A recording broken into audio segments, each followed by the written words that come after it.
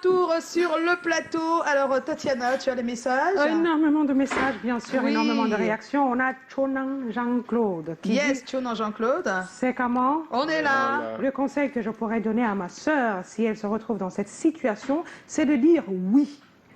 Si elle aime... Oh, attention, c'est mon message. Comme tu m'as confondu de Dieu, non? J'espère que non. Qu'est-ce qu'il y a?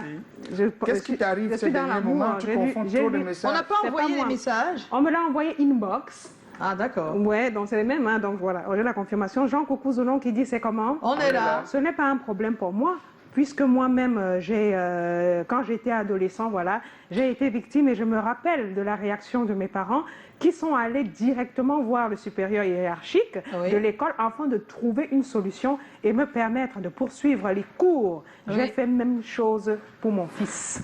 Marianne Mbappé qui dit c'est comment? On est là. Si je remarque que mon adolescent est victime de harcèlement à l'école, je vais tout d'abord essayer d'en parler avec lui pour savoir exactement ce qui ne va pas. Ensuite, je vais me rendre dans son établissement scolaire pour en parler avec son ou des membres de l'administration. S'il n'y a pas de solution, alors j'irai voir les forces du maintien de l'ordre. Et puis c'est tout. Ariane Tchétchi qui dit, c'est comment? On est là. À première vue, si je serais d'abord furieuse et me demander comment une personne sensée et mature a pu poser les yeux sur mon fils ou ma fille. Et après cela, j'irai rencontrer cette personne et lui dire d'arrêter ce qu'il a commencé. Dans le cas contraire, il aura payé son acte. Et pour fils ou ma fille, je demanderai qu'il ou qu'elle s'éloigne de la personne définitivement. Un autre, on a... déjà Marianne Mbappé, Passi Ivono qui dit harcèlement à l'école pour savoir si cette menace vient d'un élève ou elle vient d'un membre éducatif. Je chercherai à savoir d'où elle vient, ensuite dialoguer avec mon adolescent pour savoir les fonds et puis me rendre à l'école, voir le supérieur, proviseur ou directeur quand c'est un peu ça. Voilà. Donc, merci pour tous ces messages. Il y a d'autres réactions. Franchement, allez sur la page lire les réactions. N'oubliez pas. Vous partagez, vous likez, vous vous abonnez à la page. C'est gratuit. C'est gratuit. Et ce qui est aussi gratuit, c'est d'écouter les avis des personnes rencontrées par Titi Freeman dans les rues de Douala. Il est en compagnie de Serge Tatiemou. À tout de suite. Tout ce que je peux faire, c'est d'enlever dans l'établissement là. Parce que si elle reste toujours dans l'établissement là, elle aura... Comment on appelle? Ça va lui frapper moralement. Parce qu'elle va voir l'enseignant, elle va voir l'endroit où elle a causé, que l'enseignant a causé cette acte. Ça va lui frapper moralement. Je vais porter plainte à l'établissement pour qu'on puisse sensibiliser les parents. Je vais juste aller à l'établissement, voir le chef de l'établissement et lui expliquer la situation. Quand je lui explique la situation, et si ça persiste, c'est voir les autorités compétentes. Je lui dirais d'emblée d'éviter d'être isolé à l'école, d'essayer d'être toujours dans un groupe, d'éviter de rencontrer, d'aller vers un responsable qui le convoque, par exemple, à son bureau, sans raison. Et puis, d'aller vers l'administration et de signaler le problème qu'il rencontre par rapport à ceux qui le harcèlent. Quand il y a ce genre de plainte, il faut que l'administration punisse. Il faut punir. Punir même jusqu'à l'autorité même. Il faut punir la gendarmerie, police, tout ça. Pourquoi ne même pas aller jusqu'au parquet pour ça? Il faut punir. S'il y a punition, je crois que les choses peuvent changer ou ça peut baisser. Je lui dis, maman, il faut être forte. Il faut être forte et d'enlever ça dans sa tête. Soit, il faut être forte et d'enlever dans la tête. Il faut qu'elle pense à son étude, il faut qu'elle pense à être quelqu'un demain et qu'elle ne puisse plus penser ce qui s'est passé et d'entrer dans la prière. Qu'elle prie, elle demande au Seigneur Jésus de l'enlever complètement ça dans la tête pour que ça ne soit pas un fardeau pour elle. Je dirais à mon enfant de ne pas être violent, de ne pas aller à l'encontre des conseils que je lui prodige et de respecter son enseignant. En cas d'harcèlement, il aille voir le proviseur direct de l'établissement. Ou il vient me voir pour que j'aille directement voir le proviseur et continuer la suite. Ça dépend. S'ils sont dans la même classe, il peut dire à l'enfant de changer de banc. Comme il y a les rangées peut-être de 3 ou de 2, il lui met sur une autre rangée et d'expliquer aussi au chef de classe, on les appelle comment là, le professeur principal, lui, il explique aussi la situation. Donc, il essaie de mettre une barrière par rapport à ça. Et je conseille mon enfant qu'il ne faut pas chercher les problèmes, quand il part à l'école, il regarde rien que son école. Hein, je vais d'abord aller dans son établissement, hein, de parler d'abord à son professeur ou bien à son, comment on appelle, son chef d'établissement. Si ça ne va pas, hein, je m'avais maintenant porté plainte. Qu'elle me dit le nom de titre, je porte plainte. Hein, je viens donner à son professeur qui va essayer d'interpeller peut-être la cellule. Et voilà, c'est fait. On a eu beaucoup d'avis et ça nous permet de faire le tour de cette table. Je vais commencer par Callaghan pour une fois. Oui, bon, Callaghan. moi, je ne trouve pas de problème. Hein.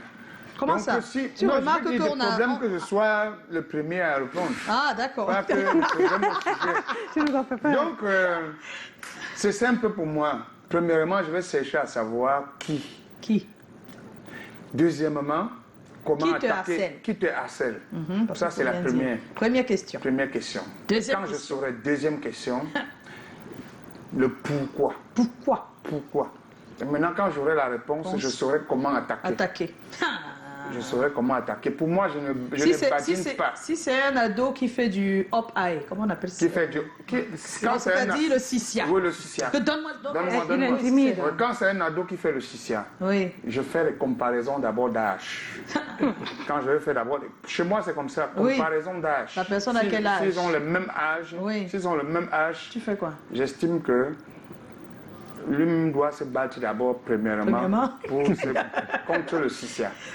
C'est compliqué. Comment on se bat contre le sissia?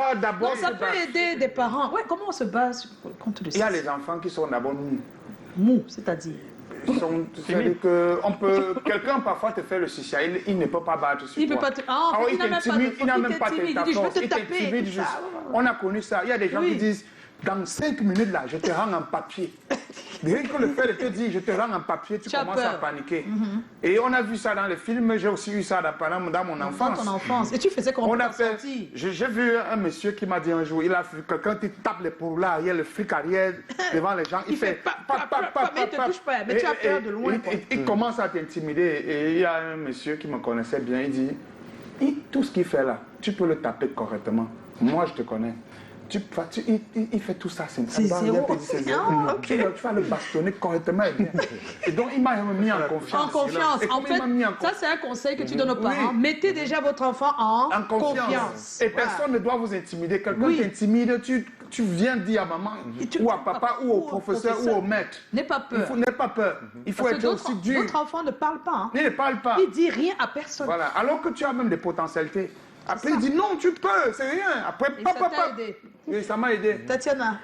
Alors, c'est un très bon thème. Déjà, je vais répondre par vraiment quelque chose que j'ai vécu, donc une anecdote. Mais bien avant ça, j'ai envie de dire que moi, j'ai un souffle, parce que j'ai 2 enfants en bas âge, et je souffle à mes enfants tel une gourou, un fight spirit et un mindset vraiment de leader. Moi, je pense que c'est depuis le ventre que je le fais. Ça veut dire que je regarde mon fils dans les yeux, je me mets à sa taille et je dis, tu es un patron. Personne ne t'intimide. Tu es d'abord bien beau. Personne ne te dira que tu es laid. Tu es d'abord le fils de Dieu. Dieu, c'est le patron. Il est plus fort que tout le monde. Oui. Donc, j'inculque ça. Tout le temps, tu as des paroles comme ça. Et j'ai remarqué au cours des années que sur mon premier fils, je vais être très... sur mon premier fils, ça a vraiment... On l'appelle l'empereur, mon premier fils. Parce qu'il a vraiment cette attitude de... Voilà, je ne crains rien.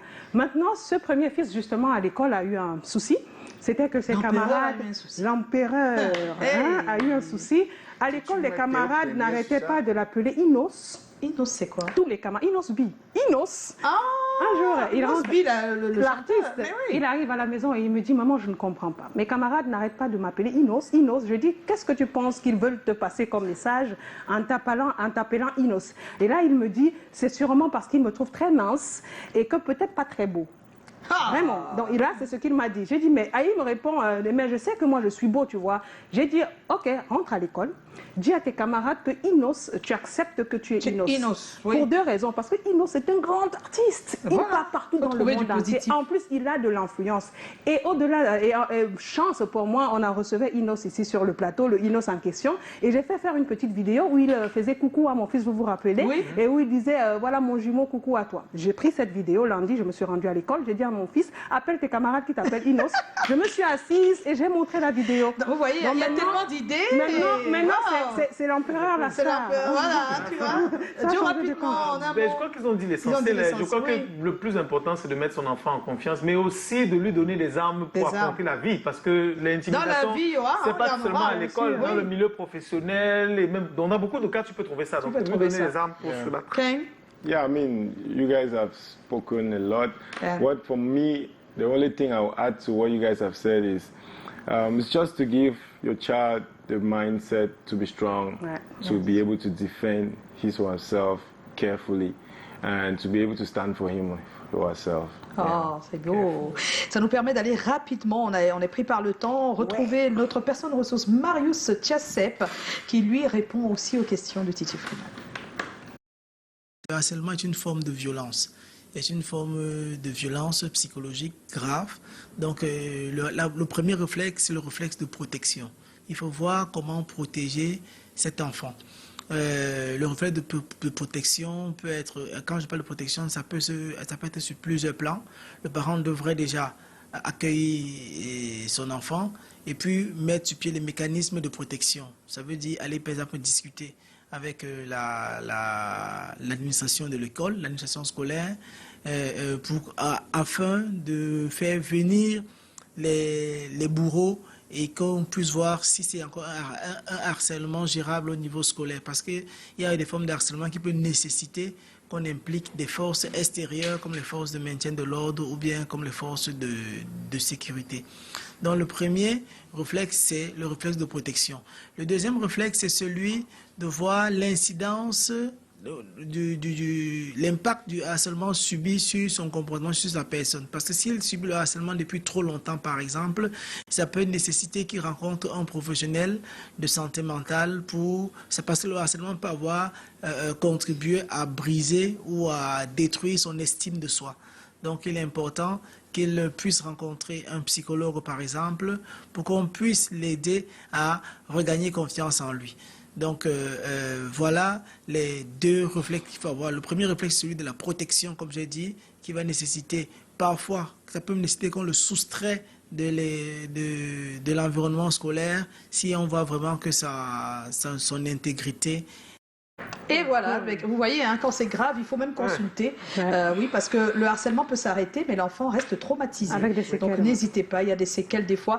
On va se quitter alors qu'on était en compagnie de King Stephen.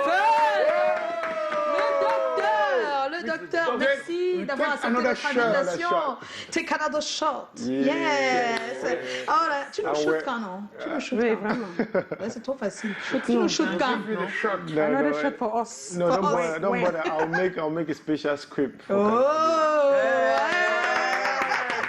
Merci King Stéphane. N'oublie pas que le film Axe Lourd sera donc disponible encore une fois pour vous, les chers cinéphiles, le 18 février. Ce sera au cinéma l'Éden. Pour tous ceux qui ont raté la sortie le 20 janvier, le 4 février aussi à Boya. Yeah, we have another one here, Boya Fort, 4 février à Boya.